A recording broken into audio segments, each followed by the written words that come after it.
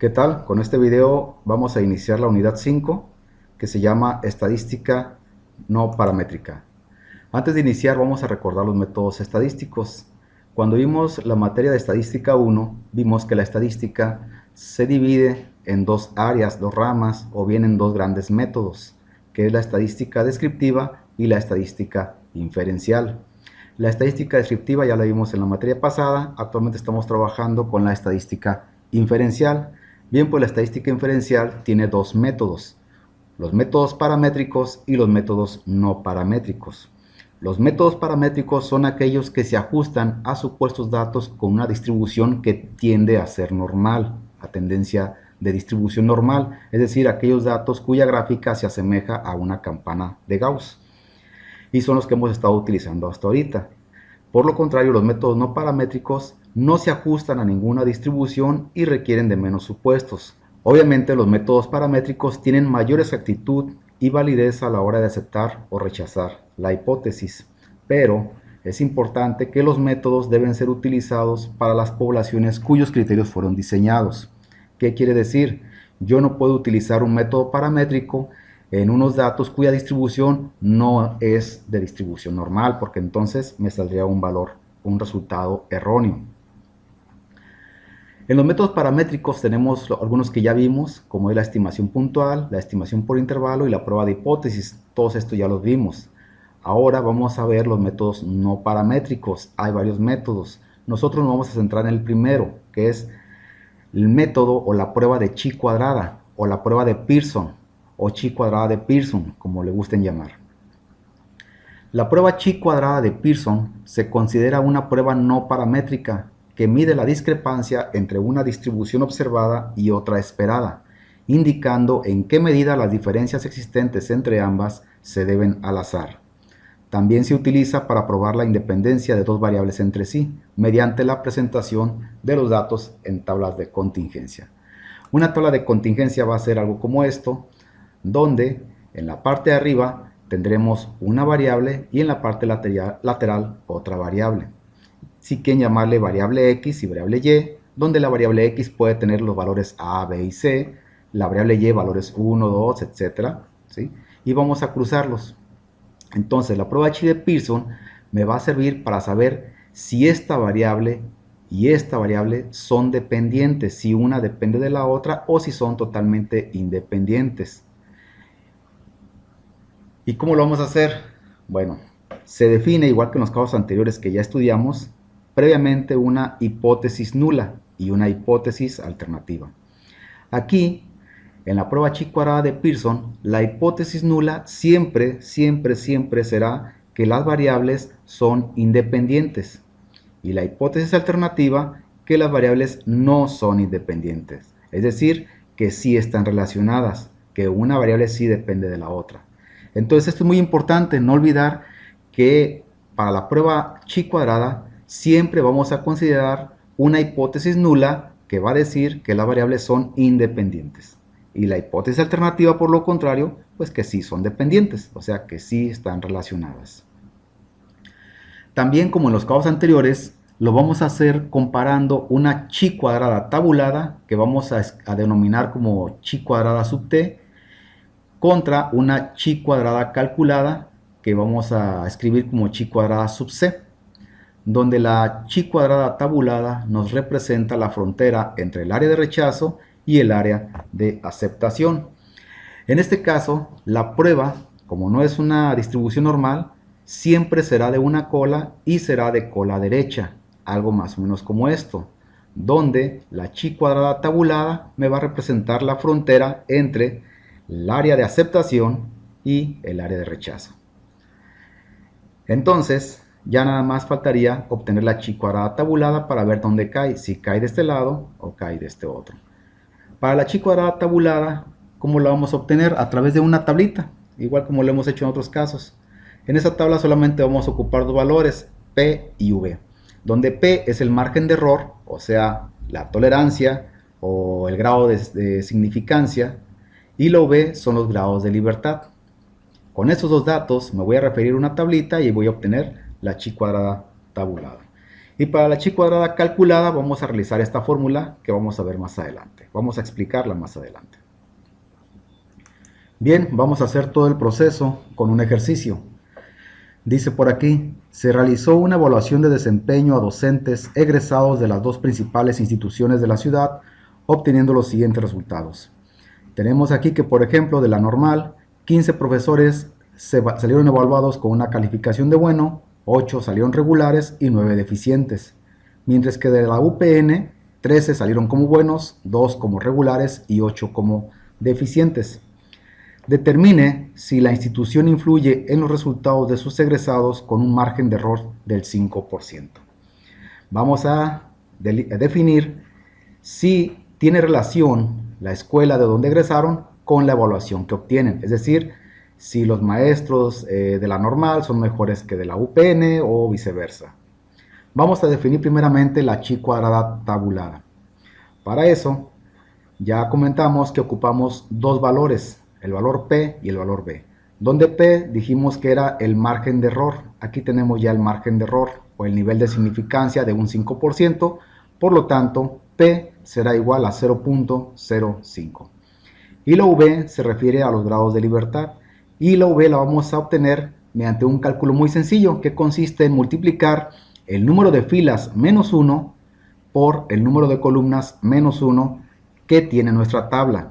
En este caso, esta tablita tiene 2 filas y 3 columnas. Por lo tanto, aquí sería 2 menos 1 que multiplica a 3 menos 1. Eso nos queda 1 por 2, lo que nos da un valor de 2. Entonces ya tenemos lo B que tiene un valor de 2. Por lo tanto, lo que requerimos es obtener la chi cuadrada tabulada con el valor 0.05 y 2. Para eso tenemos que irnos a nuestra tabla chi cuadrada y buscar estos dos valores. La tabla chi cuadrada es una tabla como esta, donde en la parte superior tenemos la P, que viene siendo la probabilidad de error o el margen de error, y en el lateral tenemos el grado de libertad, o sea la V. En nuestro caso estamos buscando el 0,05 y el 2, entonces buscamos por aquí el 0.05, que lo tenemos aquí. Por acá buscamos el 2, lo tenemos aquí, y donde hacen intersección las dos, la fila con la columna, nos da un valor que es 5.9915. Entonces ya tenemos el valor de chi cuadrada tabulada, que es igual a 5.9915. Regresamos al problema y ponemos aquí que la chi cuadrada tabulada será igual a 5.9915. Recordemos que la chi cuadrada tabulada es el que va a delimitar la frontera entre la zona de aceptación y la zona de rechazo. Por lo tanto, aquí ya tenemos nuestra chi cuadrada tabulada, nuestra frontera. ¿Qué es lo que falta? Obtener ahora la chi cuadrada calculada para ver en cuál de las dos áreas va a caer. Borramos todo y ya tenemos la chi cuadrada tabulada. Vamos con la chi cuadrada calculada, que la vamos a obtener con esta fórmula. Dice aquí que va a ser la sumatoria desde i es igual a 1 hasta n de la frecuencia observada sub i menos la frecuencia esperada sub i, todo eso elevado al cuadrado y dividido entre la frecuencia esperada sub i. La frecuencia observada son estos números que ya tenemos aquí, son los valores observados, los valores obtenidos, el 15, el 8, el 9, 13, 2 y el 8. Y las frecuencias esperadas son otros valores que vamos a calcular con esta formulita de aquí, que nos dice que la frecuencia esperada será igual a el total de la columna por el total de la fila sobre el gran total. Para estos valores vamos a hacer aquí una operación. A nuestra tabla vamos a agregar una columna más que se llame total y vamos a poner los totales de cada fila. Por ejemplo, de esta fila, 15 más 8 más 9 igual a 32. 13 más 2 más 8 igual a 23. De la misma forma, en la parte de abajo agregamos otra fila más donde vamos a poner los totales de la columna. 15 más 13 igual a 28, 8 más 2 igual a 10, 9 más 18 igual a 17. Y si hemos hecho bien las sumas, entonces 28 más 10 más 17 será igual a 55, que es lo mismo que 32 más 23. Estos valores son los totales de las filas y estos valores son los totales de las columnas. y este valor de la esquina es nuestro gran total. Entonces vamos a aplicar la fórmula para cada una de las casillas, de las celdas. Por ejemplo, vamos con la primera, la casilla con el número 15. Vamos a ubicar su columna y su fila. Como total de su columna tenemos el 28 y como total de su fila tenemos el 32. La fórmula nos dice que vamos a multiplicar el total de la columna por el total de la fila, es decir, 28 por 32 y dividirlo entre el gran total, que es 55.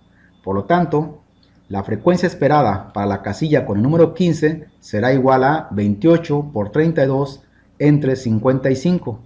Al hacer la operación me da un resultado de 16.29. Esa será mi frecuencia esperada para la casilla con el número 15.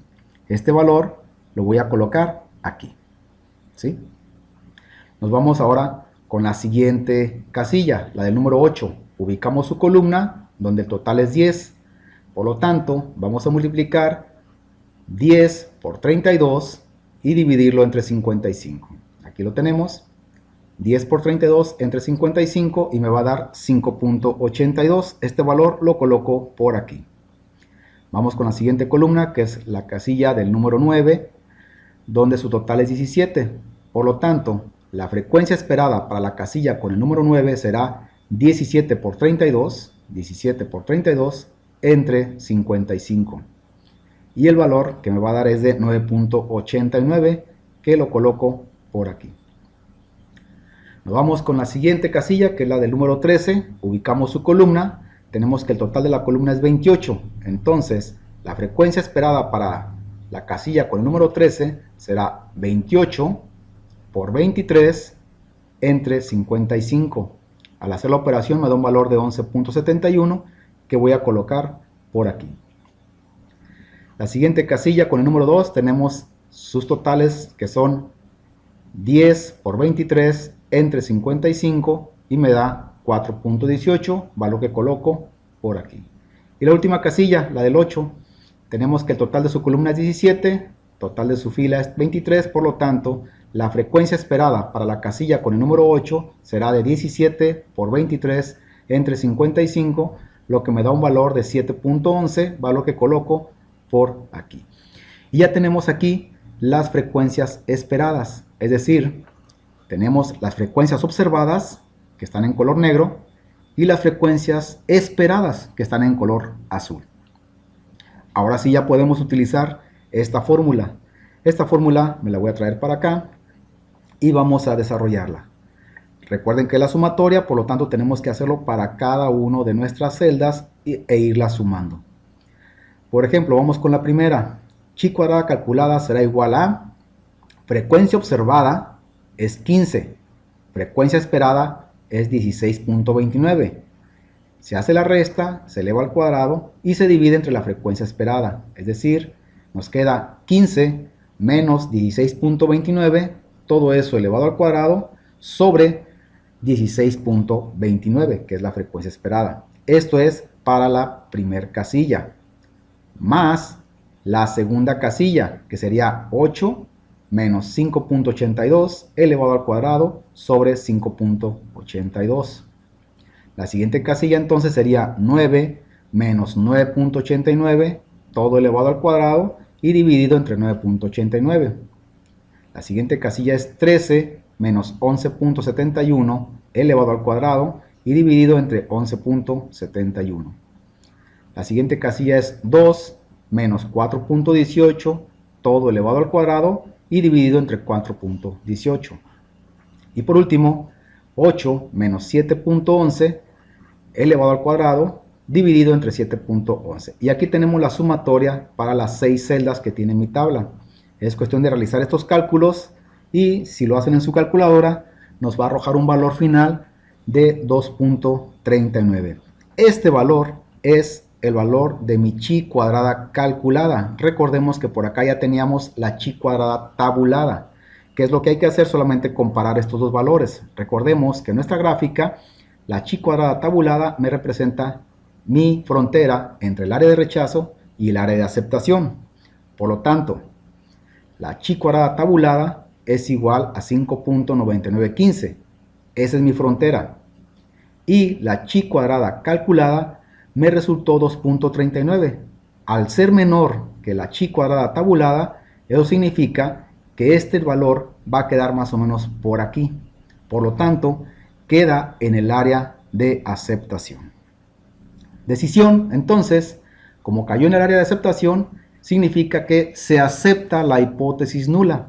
Y recordemos que la hipótesis nula era que las variables eran independientes. Es decir, como conclusión, podemos decir que con un margen de error o nivel de significancia del 5%, se puede afirmar que la institución de la cual egresó el docente no está relacionada con su desempeño en el aula. Es decir, las variables no están relacionadas, son independientes.